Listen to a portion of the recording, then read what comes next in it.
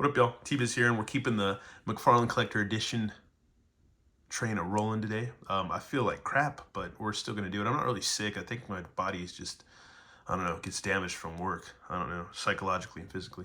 Anyways, but yeah, I've got DC Multiverse Grid to check out. We're going to read up on them and learn stuff because we're always needing to learn around here, especially me. Anyways, here's a quote. "I am the grid. For years I was a stray anomaly floating through a system, simply collecting data and processing it. Victor was the one who felt joy and shame and excitement, so I removed him. Grid is a sentient virus living inside Cyborg. Once he gained control, he helped the crime syndicate." So we're getting another crime syndicate figure, anti-Cyborg pretty much. After he was given the technology that kept him alive, Cyborg realized with its telecommunication, he could keep constant watch on every superhuman on Earth. However, aware of the invasion of privacy, he refused to consciously hunt for information, leaving secondary cybernetic systems to passively compile information. He began to refer, that's crazy, it's like having a backlog of everybody's weird stuff and bad stuff. That's nuts. And then just being like, okay, I can tap into it now. That's nuts. That's freaking nuts. Let's see. He began to refer to the software that he curated these secondary systems as the grid. The software grew and developed into a neural network with behavioral quirks copied from the viruses and hackers it encountered. It was shepherded into full sentience by Atomica, who used it to steal all the data. Is that the little chick? I think so. I don't know. All the data of the Justice League's adventures. When she betrayed the heroes to the crime syndicate, she brought it with her onto the villain team. The machine mind, now christened Grid, stole Cyborg's cybernetic prosthesis to make a body for itself and went to join the crime syndicate in exchange for their promise to help in achieving its ultimate goal. Emotions which were the one thing Victor Stone had that it could not replicate. Oh, that's weird.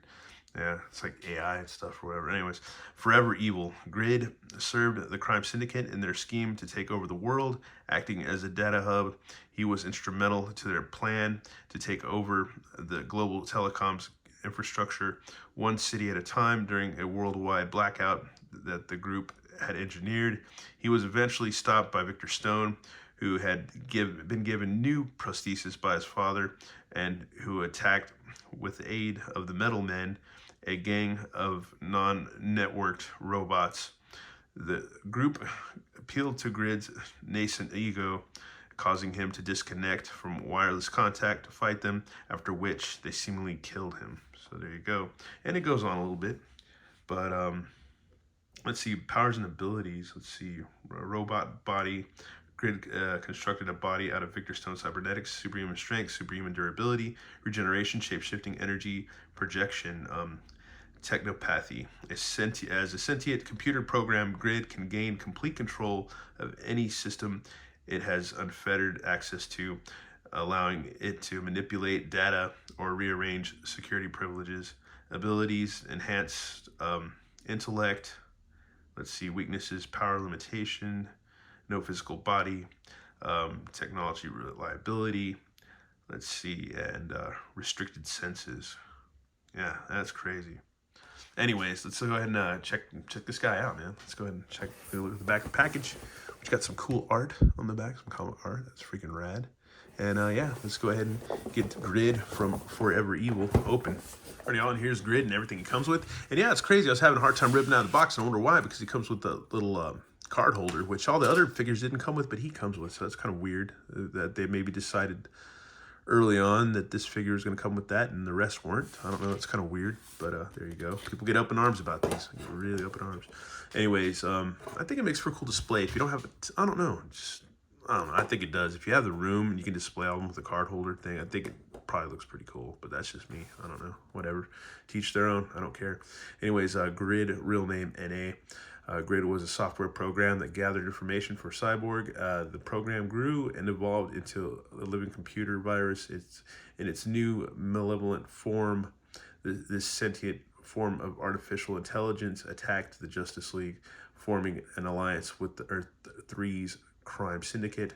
For its invaluable services, Grid demanded two things: a body culled from the robotic prosthesis of Cyborg and emotions, which was its ultimate goal. So there you go. This thing borders on being a mega fig, to be honest with you. It really does. He's pretty freaking tall.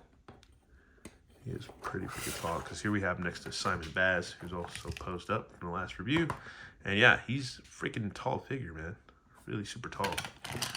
And about, if we can get the old ruler out from underneath the pile of stuff. Yeah, he's almost 8.5 inches, give or take. I don't have him standing up totally straight, but yeah, man. Right under 9, so there you go. That's a pretty freaking tall figure.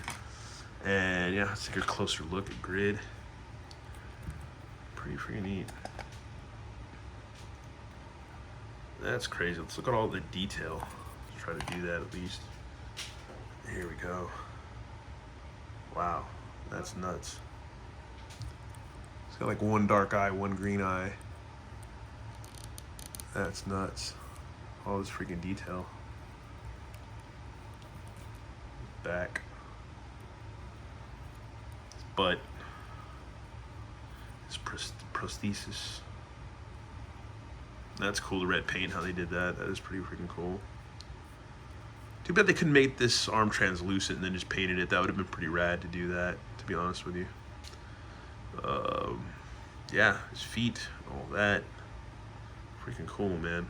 My other Cyborg that I have recently, I'm like, oh, he's put away, I think, man. I have a lot on the shelf, but I have like 2 totes full of just stuff I need to get shelved. But anyways, yeah, he's freaking cool. So let's see, his arms go out a bit. He's got these pauldron thingies side to side. You got a bicep. You got elbows. Let's see. Prosthesis, there's no swivel on that. That thing's freaking crazy. All the detail on that, man. That's freaking nuts. That is freaking nuts.